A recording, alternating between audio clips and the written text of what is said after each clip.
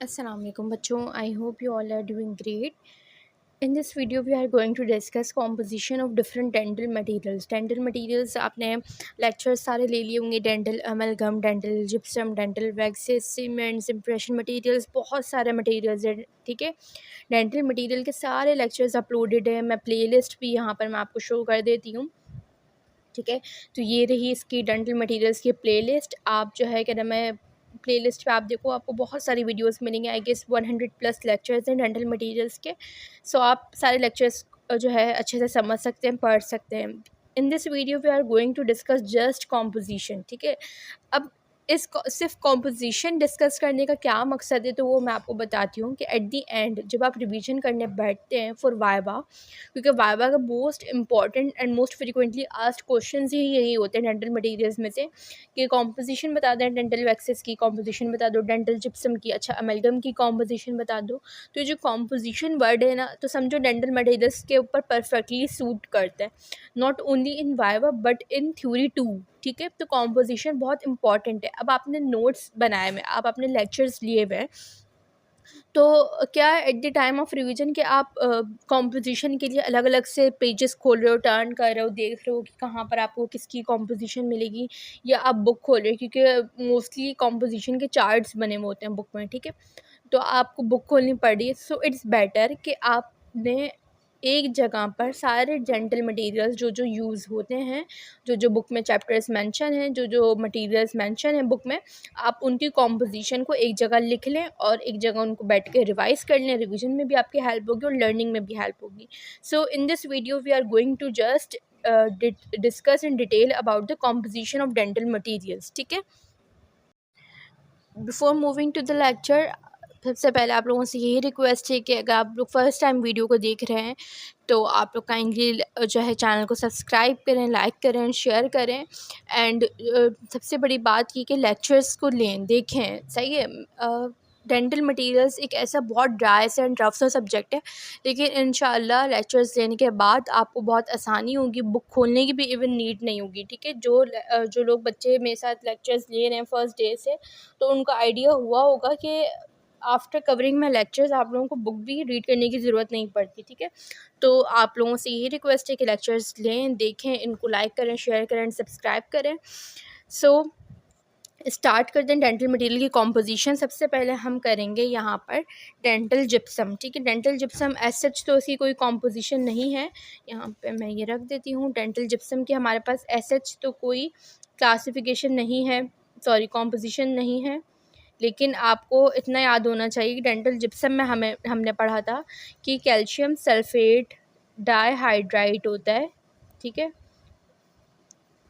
जब हम उसको हीट करते हैं तो वो कन्वर्ट हो जाता है कैल्शियम सल्फेट हेमीहाइड्रेट में. सही है, so it is the formula of dental gypsum, calcium sulphate hemihydrate ना. ठीक है, एक मिनट में से वो कहती हूँ, कैल्शियम सल्फेट हेमीहाइड्रेट. तो अगर आपसे उसमें भी पूछा जाए कि डेंटल जिप्सम का क्या फॉर्मूला जो डेंटिस्ट्री में हम यूज़ करते हैं, so it is calcium sulphate hemihydrate. तो कॉम्पोजिशन में आप यही बता सकते हैं कि डाइहाइड्रेट को जब हम हीट करेंगे तो ये होगा. डेंटल जिप्सम की दो टाइप्स होती हैं, प्लास्टर एंड स्टोन. प्लास्टर को जब हम 120 सेंटीग्रेड पे हीट करते हैं तो प्लास्टर बनता है, जब हम 125 पे करते हैं तो स्टोन बनता है. इस प्रोसेस को हम कैल्सिनेशन भी कहते हैं, और ये आपके पास ऑटोक्लेविंग से बनता है. प्लास्टर को हम बीटा हेमीहाइड्रेट और स्टोन को अल्फा हेमीहाइड्रेट भी कहते हैं. ठीक है, तो ये तो पूरे लेक्चर समझे. यहाँ पे मैं डिस्कस करने बैठी हूँ, इंपॉर्टेंट पॉइंट्स सारे आ जाएंगे, लेकिन आपने यहाँ पे जस्ट हमने अभी इस वीडियो में डेंटल जिप्सम की कॉम्पोजिशन देखी है, तो ये आपकी इसकी जनरल सी कॉम्पोजिशन हो गई. अब आ जाए डेंटल वैक्सेस के ऊपर. ठीक है, तो वैक्सेस में भी यही है कि कुछ ख़ास इसकी कॉम्पोजिशन नहीं है, लेकिन यहाँ पर आपके पास मेंशन है कि वैक्सेस में क्या मौजूद होते हैं. तो फैट्स मौजूद होते हैं जिनका क्या रोल होता है, तो मेल्टिंग पॉइंट इसका बढ़ाते हैं. अच्छा, इनके जब आप कभी भी कॉम्पोजिशन याद करो ना, तो आप उसका फंक्शन भी याद करो कि ये चीज़ अगर इसमें मौजूद है, so why this is present in this material, क्या काम है इसका, क्या रोल प्ले कर रहे हो. तो फैट्स जो है मेल्टिंग पॉइंट को बढ़ा रहे होते हैं और हार्डनेस जो है इंक्रीज़ कर रहे होते हैं, जो वैक्सेस होती हैं उनकी. उसके अलावा इसके अंदर हाइड्रोकार्बन ऑयल्स होते हैं, HC ऑयल्स लिख रही हूँ. ठीक है, हाइड्रोकार्बन ऑयल्स जो कि इसको सॉफ्ट बना रहे होते हैं. और सिलिकॉन ऑयल्स होते हैं। सिलिकॉन ऑयल्स का क्या काम होता है, जो पॉलिशिंग अपीयरेंस आपको नज़र आ रही होती है ना, जैसे चमकते हुए अपीयरेंस होती है वैक्स की, तो वो सिलिकॉन ऑयल की वजह से होती है। बाकी इसके अंदर रेजिन होता है। रेजिन का क्या रोल होता है, तो रेजिन का रोल हमारे पास यही होता है कि ये आपके पास टफनेस इंक्रीज़ करता है, हार्डनेस इंक्रीज़ करता है, एंड मेल्टिंग पॉइंट को भी इंक्रीज़ करता है। ठीक है, तो ये आपके पास हो गई वैक्सेस की कॉम्पोजिशन। अब आते हैं डेंटल एमलगम पे। अब आ जाते हैं बच्चों हम डेंटल अमलगम के ऊपर। ठीक है, तो अमलगम में हमारे पास क्या क्या चीज़ें मौजूद थी। अमलगम हमारे पास दो कैटेगरीज़ का होता है, सही है। एक होता है कन्वेंशनल, जो नॉर्मल मींस अमलगम यूज़ किया जाता है, और एक होता है मॉडर्न अमलगम। कन्वेंशनल अमलगम में हमारे पास, अच्छा दोनों में चीज़ें सेम होंगी, silver, copper, tin, zinc and mercury. ठीक है, कन्वेंशनल बस इन दोनों में परसेंटेज रेशियो का डिफरेंस होता है। कन्वेंशनल में सिल्वर जो होता है 65% होता है, मॉडर्न में 40% होता है, इसमें 29% है, इसमें 32% है।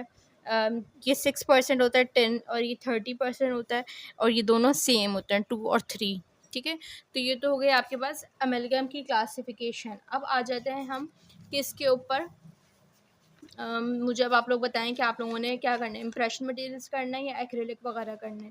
ठीक है, चलो हम कर लेते हैं इसके बाद अमेलगम के बाद पोर्सलिन का। ठीक है, तो ये पोर्सलिन थोड़ी छोटी सी है, तो पोर्सलिन की क्लासिफिकेशन देख लेते हैं। सीमेंट्स के लिए एक हम अलग से वीडियो बनाएंगे क्योंकि सीमेंट्स ज़्यादा हैं। ठीक है, पोर्सलिन पर आएँ तो पोर्सलिन आपका बना हुआ होता है कॉलिन, जिसको हम एल्यूमिनियम सिलिकेट कहते हैं। सिलिका होगा इसके अंदर, फेल्डस्पार होगा, ठीक है, और SiO2 होगा, और कुछ मेटल ऑक्साइड्स मौजूद होंगे। तो ये आपके पास पोर्सलिन की कॉम्पोजिशन है। ठीक है, फिर आ जाएं आप कॉम्पोजिट के ऊपर। नेक्स्ट पेज पे मैं करवाती हूँ इसको। अच्छा बच्चों, कॉम्पोजिट मैंने पहले से कॉम्पोजिशन लिख ली ताकि लिखते हुए थोड़ी राइटिंग का इशू ना हो। कॉम्पोजिट में हमारे पास रेजिन होता है। ठीक है, रेजिन की हमने देख ली ऑलरेडी कि क्या इसकी कॉम्पोजिशन होती है। फिलर होगा, सही है। साइलिन कपलिंग एजेंट होगा। साइलिन कपलिंग एजेंट का नाम पूछना चाहिए, जो जो चीज़ें इसमें वाइवा में आती है मैं वो भी आपको साथ साथ बताती रहूँ। साइलिन कपलिंग एजेंट होगा विच इज़ बीटा मेटाक्राइलॉक्सियल प्रोपाइल ट्राइमेथॉक्सीसाइलिन। ठीक है, फिर कॉम्पोजिट आपको पता है दो टाइप के होंगे, chemical cured and light cured. Chemical cured and light cured के डिफरेंस भी आपसे वाइवा में पूछा जाता है, तो इसका डिफरेंस यही है। दोनों के अंदर तीनों चीज़ें तो सेम होंगी, लेकिन जो डिफरेंस होगा वो ये होगा कि इसके अंदर एक्टिवेटर होता है एनन डाइमिथाइल पीटोलिडीन, जबकि इसके अंदर जो एक्टिवेटर होता है वो ऑलरेडी लाइट होती है। इसकी वेवलेंथ पूछी जाती है। ठीक है, इसकी वेवलेंथ आपके पास पूछी जाती है विच इज़ 460 टू 480 नैनोमीटर की होती है। ठीक है, ये आपका इंपॉर्टेंट सवाल है। इसमें इनिशिएटर बेंजोइल पर ऑक्साइड होता है, जबकि विजिबल और यूवी की अगर हम बात करें, विजिबल में जो इनिशिएटर होता है वो कैम्फर क्विनोन होता है, और यूवी के अंदर बेंजोइल मिथाइल ईथर होता है। ठीक है, तो ये आपके पास कॉम्पोजिट की कॉम्पोजिशन है। अब आ जाएँ टिश्यू कंडीशनर्स पर। टिश्यू कंडीशनर 3 ही चीज़ों पर बना होगा। सबसे आसान इसकी कॉम्पोजिशन है, बहुत इंपॉर्टेंट भी। इसमें सॉल्वेंट ज़्यादातर पूछा जाता है क्योंकि ये दोनों चीज़ें तो नॉर्मल हैं। पॉलीमर पॉलीमिथाइल मेथाक्राइलेट ही है, और प्लास्टिसाइज़र डायब्यूटाइल एफ्थिलेट है। जबकि सॉल्वेंट जो होते हैं ना इसके अंदर टिश्यू कंडीशनर में, वो होता है इथाइल अल्कोहल। अब आ जाए हम हाइड्रोलाइन मटेरियल्स पर। ठीक है, हाइड्रोलाइन मटेरियल्स हमारे पास दो होंगे, टाइप 1 और टाइप 2। ठीक है, अब दोनों के डिफरेंशिएटिंग पॉइंट भी आपको यहाँ से याद हो जाएगा, दोनों का डिफरेंस कॉम्पोजिशन में होता है।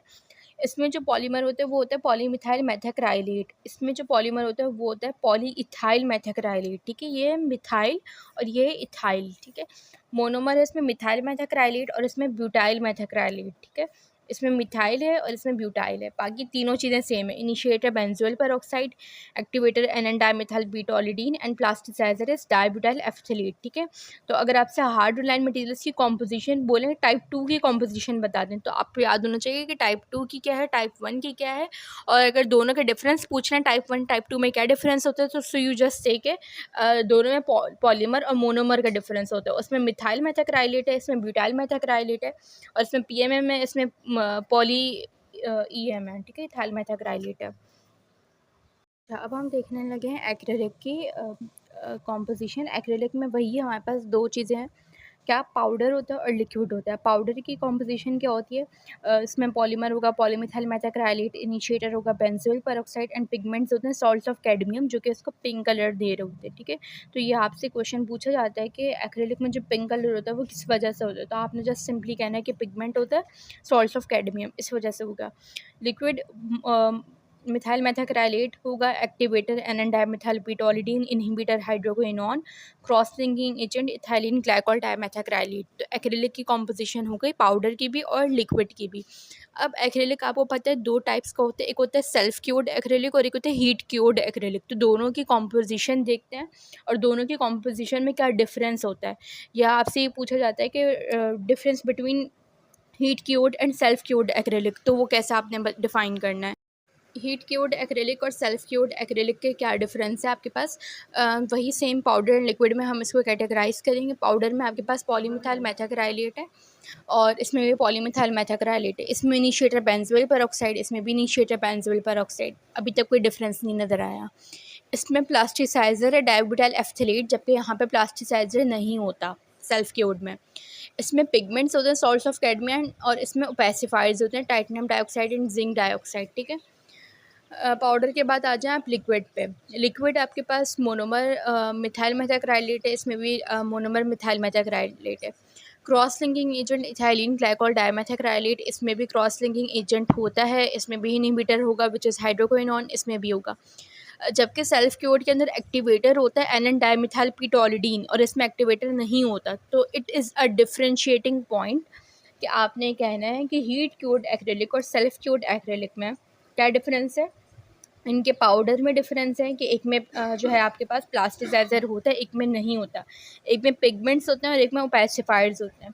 इनके लिक्विड में ये डिफरेंस है कि इसमें ऑलरेडी एक्टिवेटर प्रेजेंट होता है, सेल्फ क्योर्ड है ना, मतलब उसको ज़रूरत ही नहीं है, उसके अंदर पहले से एक्टिवेटर मौजूद है। जबकि हीट क्योर्ड एक्रेलिक में एक्टिवेटर मौजूद नहीं होता। ठीक है, सो ये आपके पास डिफरेंशिएटिंग पॉइंट हो गया heat cured acrylic and self cured acrylic का। Now moving forward to investment materials. अब इन्वेस्टमेंट मटेरियल्स की क्या कॉम्पोजिशन होती है ये देखते हैं। अच्छा, अब देखते हैं हम इन्वेस्टमेंट मटेरियल्स पर। ठीक है, इन्वेस्टमेंट मटेरियल्स में हमारे पास आ जाता है तीन होते हैं, gypsum bonded, silica bonded and phosphate bonded. Gypsum bonded में हमारे पास क्या क्या चीज़ें होंगी, रिफ्रैक्टिव मटेरियल होगा silica which is 60 to 65%, binder होता है जिप्सम जो कि जिप्सम होगा 30 to 35%, मॉडिफायर्स होते हैं graphite and copper powder 5%। Silica bonded में हमारे पास बाइंडर होगा सिलिका जेल, रिफ्रैक्टिव मटेरियल भी ही सिलिका होगा। मैग्नीशियम डाइऑक्साइड है जो कि हमारे पास पीएच अचीव करवाता है, और इंडस्ट्रियल स्प्रिट होता है जो कि इम्प्रूव करता है इथाइल सिलिकेट और वाटर की मिक्सिंग को। फॉस्फेट बॉन्डेड में हमारे पास होता है रिफ्रैक्टिव मटेरियल सिलिका और बाइंडर होता है मैग्नीशियम एल्यूमिनियम फॉस्फेट। ठीक है, so it's all about investment material classification.